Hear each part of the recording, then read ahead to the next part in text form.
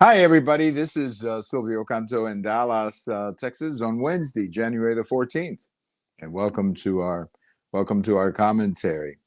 Well, the big story in the country right now is what's happening in Minneapolis between ICE and the local leadership there. And I have a post over at the American Thinker today talking about this, where I simply come to the conclusion that what you're seeing in Minneapolis, first of all, this is not a national movement. Most cities and states actually work with ICE. So you don't see this. That's why you only see it in some of the very blue cities, whether it's Minneapolis, Chicago, or LA. You don't see this in Texas, for example. You don't see it in Florida. You don't see it in most places because in most places, ICE works with the local authorities. And they can go into the jail and arrest somebody, or if they have a detainer on a person, they can find that person very easily. So it's become a real political issue in some of the blue cities, and that's what this is all about. So the local leadership, whether it's the mayor of Minneapolis or the mayor of LA or the governor of Illinois, who's obviously desperately trying to run for president and trying to acquaint himself or at least get connected with the left wing of the party, they're the ones who are pursuing this. And they're the ones who are making a big issue out of it.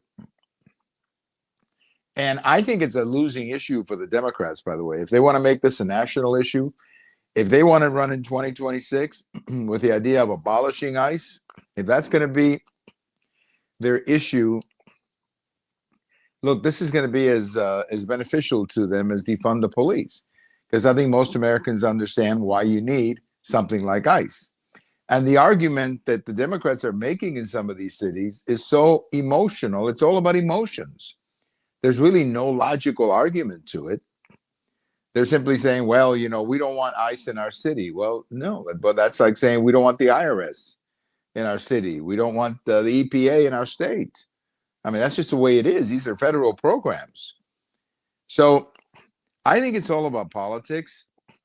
I also think that it's a losing issue. If that's what the Democrats want to run on, let them go ahead and do that.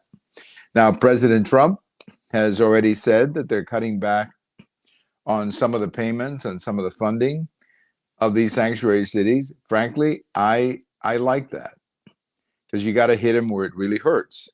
And I was reading an analysis today of how much damage cutting back the money would do. It would be very critical for many of these states, many of them struggling a great deal right now. California, for example, huge deficits. We just learned that Minnesota has a deficit.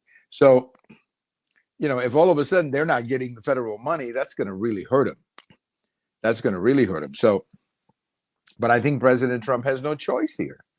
These are cities and states. And as I said before, they're not the whole country. They make it sound like it's the whole country. They make it sound like this is a national movement. No, it's not a national movement. In most places, ICE operates quietly and it operates quite well. It's not a national movement. But nevertheless, that's what they make it out to be because they get a lot of coverage. I mean, it's topic number one on cable news. And so it gives you the feeling that the whole country is rebelling against ICE, which is not true at all. Not true at all. But anyway, speaking of what's happening in Minneapolis, we did learn today that the agent who was hit by the car apparently had some more damage than we thought. The initial response was, well, he just got, bumped by the car and he got up and everything is fine. Well, no, it was more than that. Apparently he does have some damage to his body, and exactly how much, I don't know. But it wasn't just I just got bumped and I got up and my life is okay. No, it wasn't like that. He was apparently had to go some treatment.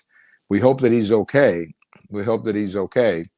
And hopefully that will get as much attention as some of the other things that happened that day. But this is a losing issue for the Democrats. I'm just telling them, this is a losing issue. Because it's one thing to say, we don't want ICE picking up grandmothers. But it's quite another thing to do what they're doing, which is to be going out in the streets and trying to stop ICE from performing their activities that are 100% legal under our our system. Well, you may have heard that we have a case in the Supreme Court. Everybody was talking about it yesterday, and it's this case of men who want to play in women's sports. And there was a lot of interesting back and forth between the justices and the people on both sides. And once again, I have a post coming out about this tomorrow. Once again, we have a debate about what is a woman. And it is absolutely insane that we're even having this debate in the first place. What is a woman? Well, a woman is the female of the human species, just like the man is the male of the human species. I mean, what is the argument? What is the debate? Then it got even more interesting, I guess, in the Senate today, because they were some experts, I guess, were talking or being interviewed, and a couple of the Republican senators, Hawley from Missouri and the lady from Alabama or the lady from Florida, were asking questions like, "Can a man get pregnant?" And the person answering the question couldn't say yes or no, couldn't say no. And the question, can a man get pregnant? Well, it depends. It depends on what. Biology clearly tells you that a man can not get pregnant. This is not a civil rights issue. This is just simple biology. Biology 101.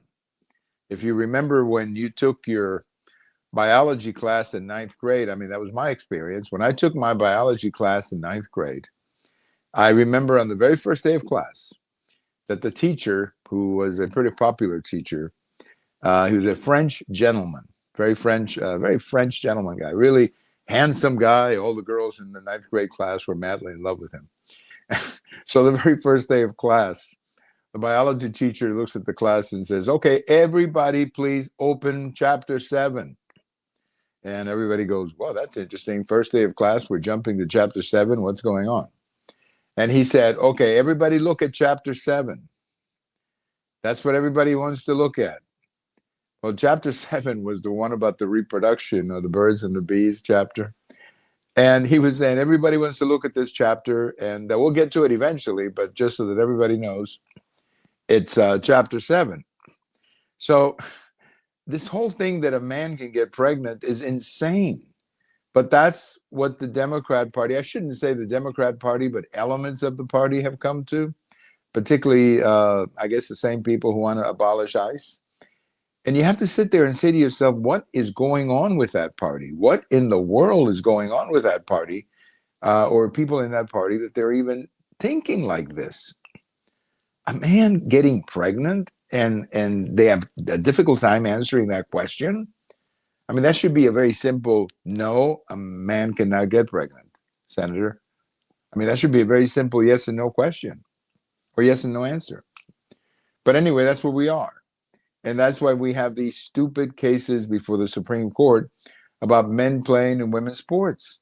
I mean, that's just stupid, absolutely stupid that we're even going there. I mean, the idea that you have to go to the Supreme Court to get an opinion as to whether a man can play in women's sports, the whole thing is so insane that, anyway, what can I tell you? It's a sign of the times, I guess. It's a sign of the times. I don't know what else to tell you. Well, I have a little bit of on this day in history for you. Back in 1973, on this day, Miami Dolphins beat the Washington Redskins 14-7. Super Bowl. Now, they used to play the Super Bowl a little bit earlier, I guess, back then.